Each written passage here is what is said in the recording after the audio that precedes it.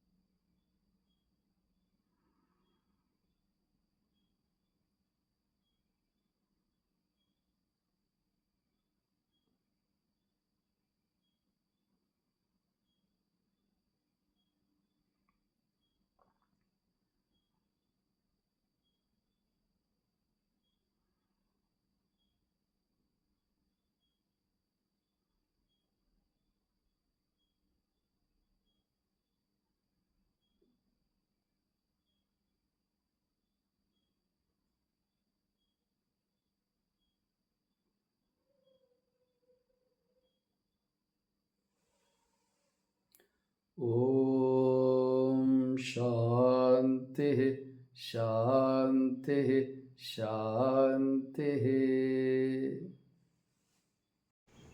ಪಂಚಪ್ರಾಣಗಳು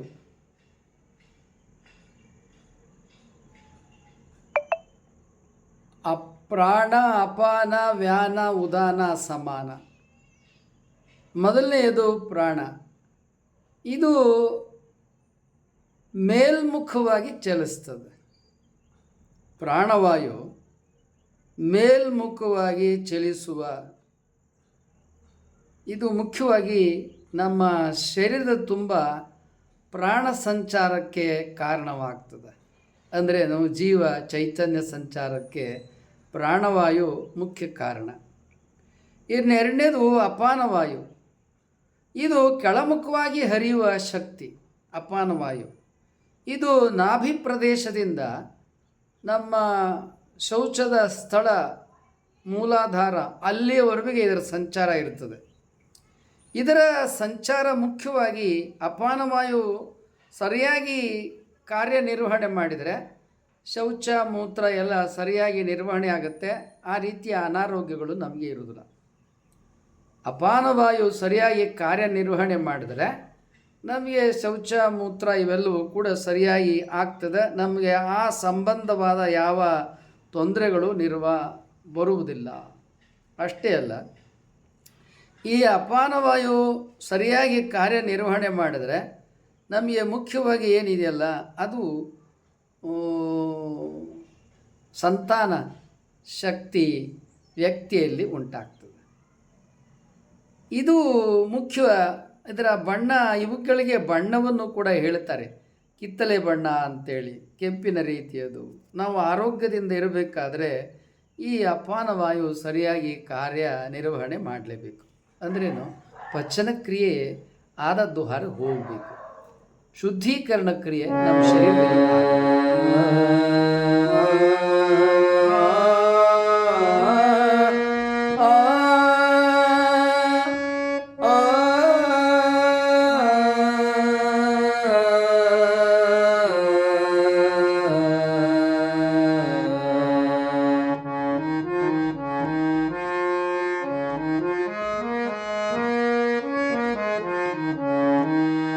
ಶಿವನೊಲಿದನೀಗ ಶಿವನೊಲಿದನೀಗ ಶಿವನೊಲಿದನೀಗ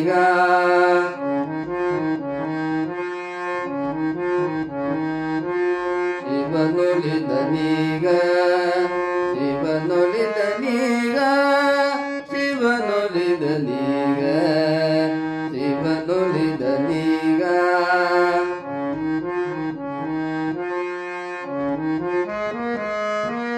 ಶಿವನೊಲಿದನೀಗ ಶಿವನೊಲಿದನೀಗ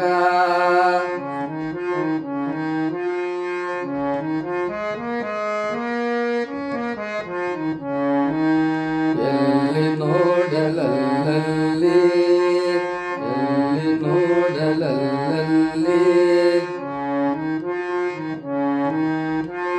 ಎಲ್ಲಿ ನೋಡಲಲ್ಲಿ ಎಲ್ಲಿ ನೋಡಲಲ್ಲಿ ಎಲ್ಲಿ ನೋಡಲಲ್ಲಿ ಪಚ್ಚೆಗವಳ ಪಚ್ಚೆಯವಳ ಮುದ್ದು ರತ್ನ ಭದ್ರವೈಡೂರ್ಯ ಭದ್ರವೈಡೂರ್ಯ ಬಂಗಾರ ಸಮೃದ್ಧಿ ಐಶ್ವರ್ಯವಿಲ್ಲಿ ಬಂಗಾರ ಸಮೃದ್ಧಿ ಐಶ್ವರ್ಯವಿಲ್ಲಿ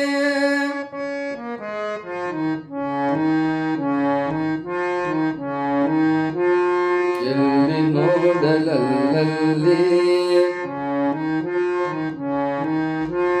ಎಲ್ಲಿ ನೋಡಲಲ್ಲಿ ಪಚ್ಚೆಗವಳ ಮುತ್ತು ರತ್ನ ಭದ್ರವೈಡೂರ್ಯ ಬಂಗಾರ ಸಮೃದ್ಧಿ ಐಶ್ವರ್ಯವಿಲ್ಲಿ ಬಂಗಾರ ಸಮೃದ್ಧಿ ಐಶ್ವರ್ಯವಿಲ್ಲಿ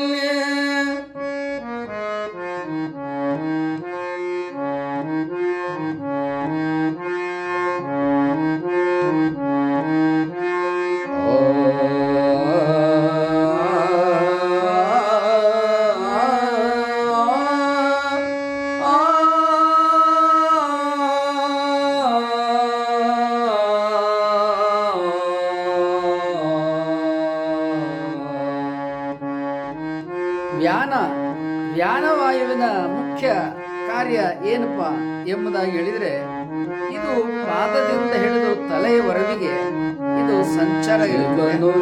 ನಾವು ಏನು ಆಹಾರ ತೆಗೆದುಕೊಂಡಿರ್ತೀವಲ್ಲ ಆ ತೆಗೆದುಕೊಂಡದ್ದು ಏನು ಶಕ್ತಿಯಾಗಿ ಪರಿವರ್ತನೆ ಆಗುತ್ತಲ್ಲ ಇದನ್ನು ಈ ಶಕ್ತಿ ಜೀವದ್ರವ್ಯವನ್ನು ಶರೀರದ ಎಲ್ಲ ಕಡೆಗೆ ಇದು ಪೂರೈಕೆ ಮಾಡುತ್ತದೆ. ವ್ಯಾನ ಸರಿಯಾಗಿ ಕಾರ್ಯನಿರ್ವಹಣೆ ಮಾಡಿದರೆ ನಮ್ಮ ಶರೀರದ ಎಲ್ಲ ಭಾಗದಲ್ಲಿ ಪೋಷಕಾಂಶಗಳು ಜೀವಶಕ್ತಿ ಎಲ್ಲ ಕಡೆಗೆ ಇದು ಸಂಚಾರ ಆಗ್ತದೆ. ಹೀಗಾಗಿ ಮನುಷ್ಯನಲ್ಲಿ ವೀಕ್ನೆಸ್ ಅನ್ನೋದೇನಿದೆಯಲ್ಲ ಅಶಕ್ತತೆ ಅನ್ನತಕ್ಕಂಥದ್ದೇನಿದೆಯಲ್ಲ ಅದು ಬರೋದಿಲ್ಲ. ಅಷ್ಟೇ ಅಲ್ಲ ಮನಸ್ಸು ವ್ಯಕ್ತಿತ್ವ ವಿಕಾಸ ಇವೆಲ್ಲವನ್ನು ಕೂಡ ವ್ಯಾನ ಕಾರ್ಯನಿರ್ವಹಣೆ ಮಾಡುತ್ತದೆ. ಈ ಮನಸ್ಸು ಸರಿಯಾಗಿ ಕೆಲಸ ನಿರ್ವಹಣೆ ಮಾಡೋದ್ರಿಂದ ಇದರ ಬಣ್ಣ ನೀಲಿ ಅಂತ ಹೇಳ್ತಾರೆ. ಮತ್ತು ವ್ಯಕ್ತಿ ಭಾಳ ಶ್ರೇಷ್ಠನಾಗಬೇಕಾದ್ರೆ ಆತ ಯೋಗ್ಯನಾಗಬೇಕಾದ್ರೆ ವ್ಯಾನ ಸರಿಯಾಗಿ ಕಾರ್ಯನಿರ್ವಹಣೆ ಮಾಡಲೇಬೇಕು. ಒಬ್ಬ ವ್ಯಕ್ತಿಯ ಉತ್ಥಾನ ಅಥವಾ ಪತನ ಎರಡಕ್ಕೂ ಕೂಡ ವ್ಯಾನ ವಾಯು ಕಾರಣ ಆಗುತ್ತೆ. ವ್ಯಾನ ಶ್ರೇಷ್ಠ ರೀತಿಯಲ್ಲಿ ಕೆಲಸ ಮಾಡಿದ್ರೆ ವ್ಯಕ್ತಿ ಆರೋಗ್ಯವಂತನೂ ಮತ್ತು ಒಳ್ಳೆಯ ಮನಸ್ಸುಳ್ಳವನು ಶ್ರೇಷ್ಠ ಚಿಂತಕನೂ ಆಗ್ತಾನೆ.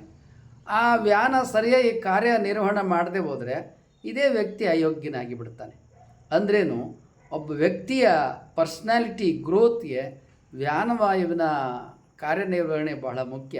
ಅದರಲ್ಲಿಯೂ ಕೂಡ ನಮ್ಮ ಮನಸ್ಸನ್ನು ಸದೃಢವಾಗಿಡುವುದು ವ್ಯಾನವಾಯು ಮತ್ತು ಅಯೋಗ್ಯನನ್ನಾಗಿ ಮಾಡುವುದು ಈ ವ್ಯಾನ. ಅಂದರೆ ವ್ಯಾನ ಸರಿಯಾಗಿ ಕಾರ್ಯನಿರ್ವಹಣೆ ಮಾಡಿದರೆ ವ್ಯಕ್ತಿ ಶ್ರೇಷ್ಠನಾಗ್ತಾನೆ, ಸರಿಯಾಗಿ ಕಾರ್ಯನಿರ್ವಹಣೆ ಮಾಡದೆ ಹೋದರೆ ಅಯೋಗ್ಯನಾಗ್ತಾನೆ. ಇದು ವ್ಯಾನವಾಯು. ಉದಾನವಾಯು ಮುಖ್ಯವಾಗಿ ಇದು ಕಂಠಭಾಗದಲ್ಲಿ ಇರ್ತದೆ. ಇದರ ಈಗ ಇವತ್ತೇನದಲ್ಲ ಮೇಲಿಂದ ಮೇಲೆ ಥೈರಾಯ್ಡ್ ಸಮಸ್ಯೆಯನ್ನು ಈಗ 30 ವರ್ಷದಿಂದ ಈಚೆಗೆ ಎಲ್ಲ ಕಡೆ ಪುರುಷರು ಮಹಿಳೆಯರು ಎಲ್ಲರೂ ಕೂಡ ಥೈರಾಯ್ಡ್ ಸಮಸ್ಯೆಯನ್ನು ಮುಖಾಮುಖಿಯಾಗಿ ಎದುರಿಸ್ತಾ ಇದ್ದಾರೆ. ಥೈರಾಯ್ಡ್ ಸಮಸ್ಯೆ ಎರಡು ರೀತಿಯಲ್ಲಿ ಇರ್ತದೆ. ವ್ಯಕ್ತಿ ಬಹಳ ದಪ್ಪ ಆಗ್ತಾನೆ, ಇಲ್ಲ ಬಹಳ ತೆಳು ಆಗ್ತಾನೆ.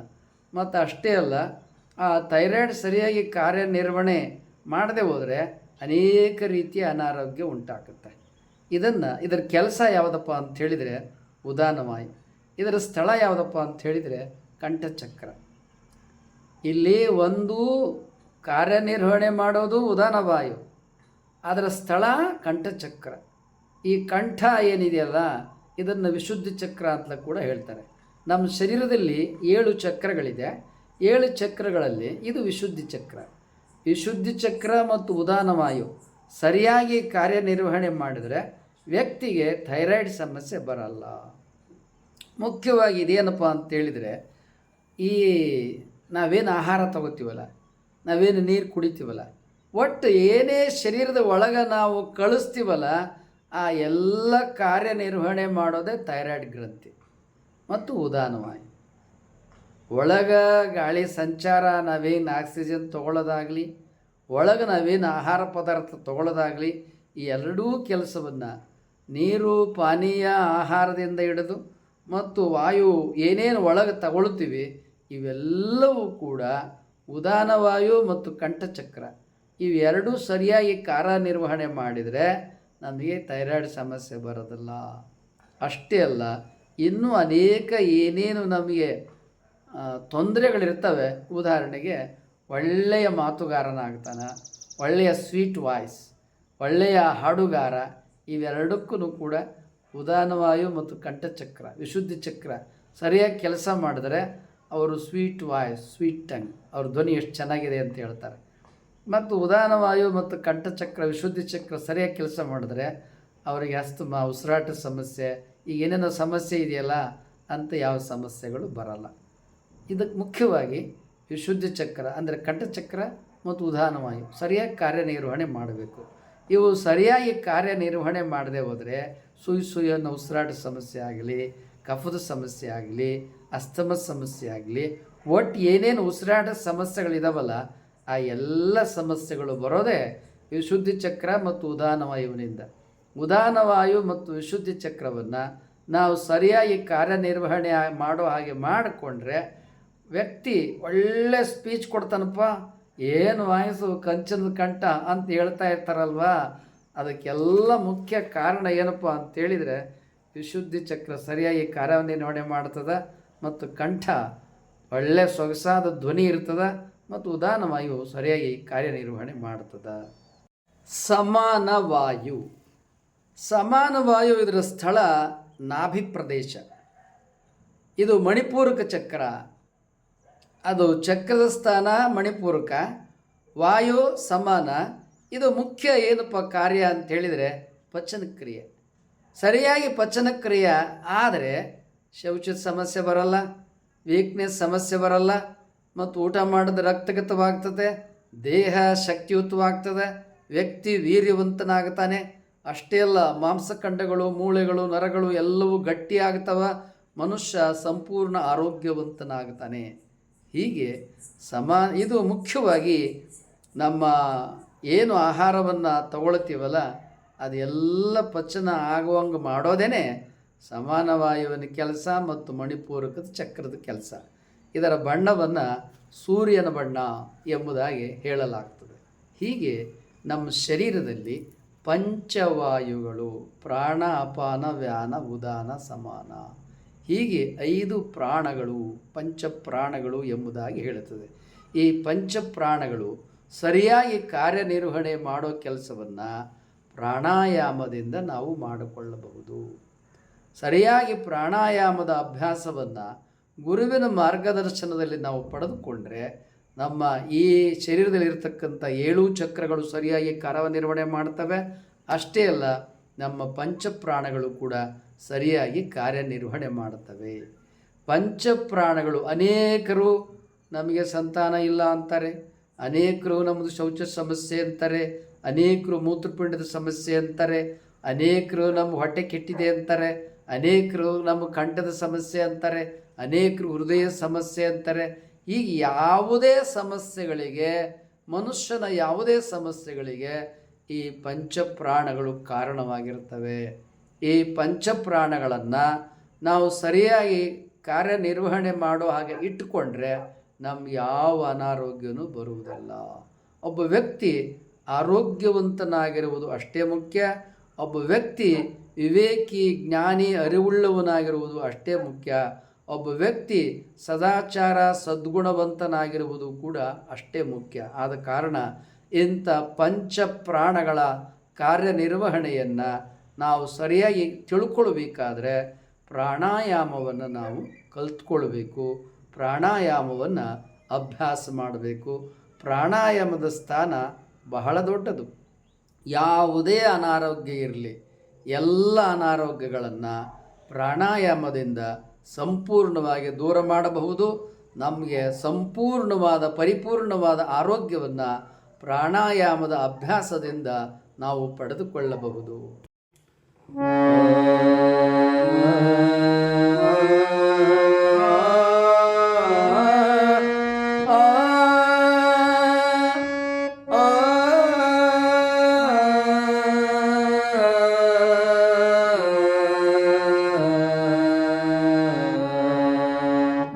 ನಮಗೆ ಮೌಲಿಕವಾದ ಸಬ್ಸ್ಕ್ರೈಬರ್, ವ್ಯಾಲ್ಯೂಬಲ್ ಸಬ್ಸ್ಕ್ರೈಬರ್, ನೀವಾಗಲೇ ಸಬ್ಸ್ಕ್ರೈಬ್ ಮಾಡಿದ್ದು ಸಬ್ಸ್ಕ್ರೈಬ್ ಮಾಡಿ, ಲೈಕ್ ಮಾಡಿ,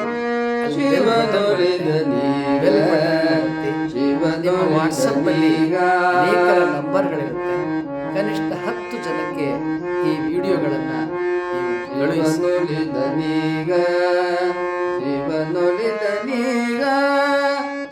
ಹಲ್ಲು ನೋವು, ಹುಳುಕು ಹಲ್ಲು ಒಸಡಿನಲ್ಲಿ ರಕ್ತಸ್ರಾವ ಗುಣವಾಗಲು ಶಿವ ದಂತಕಾಂತಿಯನ್ನು ಉಪಯೋಗಿಸಿರಿ.